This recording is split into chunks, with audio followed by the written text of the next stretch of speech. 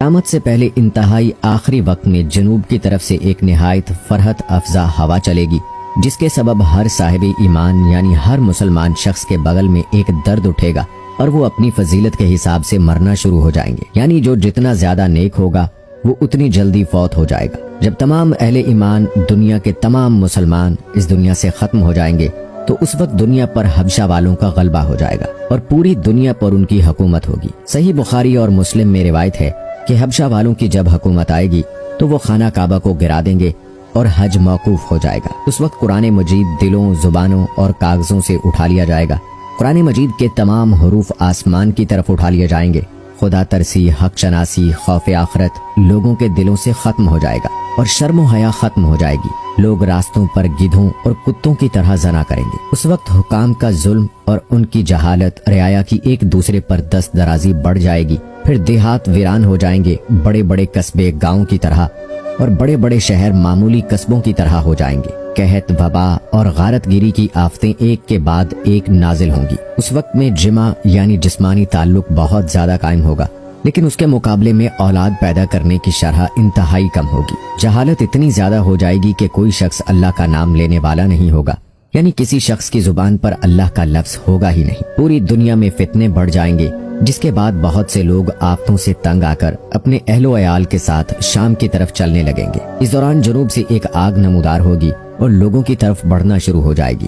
لوگ اس آگ سے خوف کھا کر بے تحاشا بھاگنے لگیں گے۔ بھاگنے والے لوگ دوپہر کو تھک جائیں گے اور اپنی عاجزی کا اظہار کریں گے تو یہ آگ بھی ٹھہر جائے گی، جس کے بعد یہ لوگ آرام کریں گے۔ صبح ہوتے ہی آگ پھر ان لوگوں کا پیچھا کرے گی۔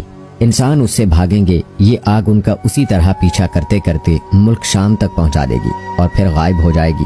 جب آگ غائب ہوگی تو بعض لوگ اپنے اپنے وطن کی طرف واپس لوٹ جائیں گے، لیکن بہت سے لوگ شام میں موجود رہیں گے۔ اس کے بعد لوگ 3 یا 4 سال تک غفلت میں پڑے رہیں گے اور دنیاوی نعمتیں، دولت اور شہوت ایرانی بکثرت ہو جائے گی۔ اسی دوران جمعہ کے دن 10ویں محرم کو سور پھونکا جائے گا اور ایک باریک اور لمبی آواز ہوگی جو ہر طرف کے لوگوں کو یکساں سنائی دے گی اور لوگ حیران ہوں گے کہ یہ کیسی آواز ہے۔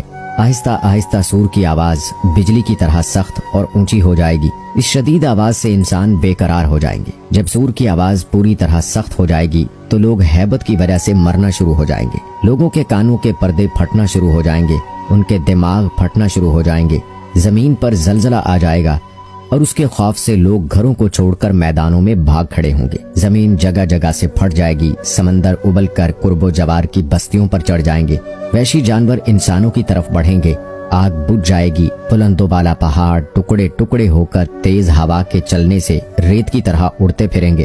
گرد و غبار کے اٹھنے اور آندھیوں کے آنے کی وجہ سے پوری دنیا تاریک ہونے لگے گی۔ اس دوران سور کی آواز مزید سخت ہو جائے گی، حتیٰ کہ اس کے ہولناک ہونے پر آسمان بھی پھٹ جائیں گے اور ستارے ٹوٹ ٹوٹ کر ریزہ ریزہ ہو جائیں گے۔ یہ قیامت ہوگی جو تمام دنیا، تمام کائنات کو ختم کر دے گی۔ اس کے بعد تمام لوگ ایک مرتبہ پھر زندہ کر دیے جائیں گے اور اللہ کے حضور میدان حشر میں جمع ہوں گے، جہاں پر ان کا حساب و کتاب کیا جائے گا۔ جن کی نیکیاں اور بدیاں برابر ہوں گی وہ نہ دوزخ کے مستحق ہوں گے اور نہ جنت کے، لیکن جنت کی خواہش رکھتے ہوں گے۔ وہ شروع میں آراف میں رہیں گے اور آخرکار اللہ تعالیٰ کے فضل سے جنت میں جائیں گے۔ آراف بلند جگہ کو کہتے ہیں۔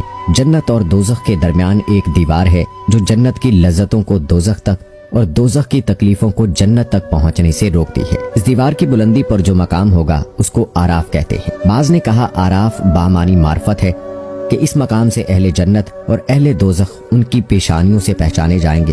اصحاب آراف کے بارے میں مختلف اقوال ہیں۔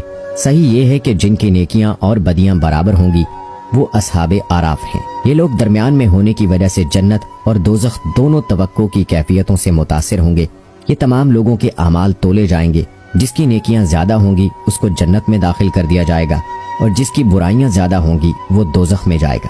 جس نے کسی کا حق مارا ہوگا اس کی نیکیاں اٹھا کر جس کا حق مارا تھا اس کے پلڑے میں رکھی جائیں گی۔ اللہ پاک فرماتا ہے کہ اس دن ذرا برابر کسی کے ساتھ زیادتی نہیں ہوگی۔ ہر انسان اپنے اپنے اعمال کا پورا پورا حقدار ہوگا۔ جس نے دنیا میں جو اعمال کیے اسی کی سزا یا جزا پائے گا۔ اللہ پاک ہم سب کو سمجھنے اور نیک اعمال کرنے کی توفیق عطا فرمائے، آمین۔ دوستو، ہم مسلمان ہونے کے ناطے ہر ایک بات جانتے ہیں۔ اللہ تعالیٰ نے قرآن پاک کے ذریعے سے، رسول پاک صلی اللہ علیہ وآلہ وسلم کی تعلیمات کے ذریعے سے ہمیں بتا دیا ہے کہ یہ دنیا فانی ہے۔ جس اللہ نے اس انسان کو اور اس تمام مخلوقات کو پہلی مرتبہ پیدا کیا ہے، اس کے لیے دوسری مرتبہ پیدا کرنا کچھ بھی مشکل نہیں ہے۔ اور بے شک ہر انسان کو، ہر ذی روح کو موت کا مزہ چکھنا ہے۔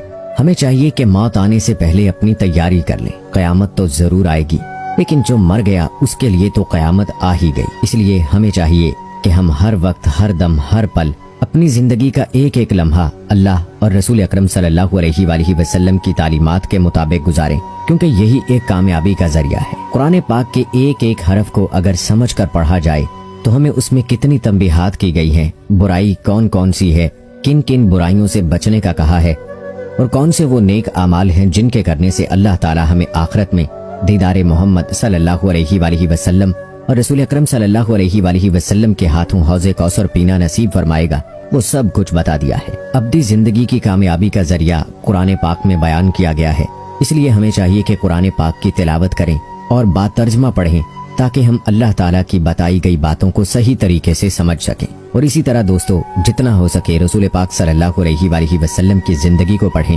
کیونکہ جتنا ہم ان کی زندگی کو پڑھیں گے اتنا ہم جانیں گے، اور کوشش کریں کہ اسی پر عمل کر کے اپنی اس دنیاوی زندگی کو گزاریں، کیونکہ یہ دنیا فانی ہے اور ایک دن سور پھونکنے سے یہ ختم ہو جائے گی۔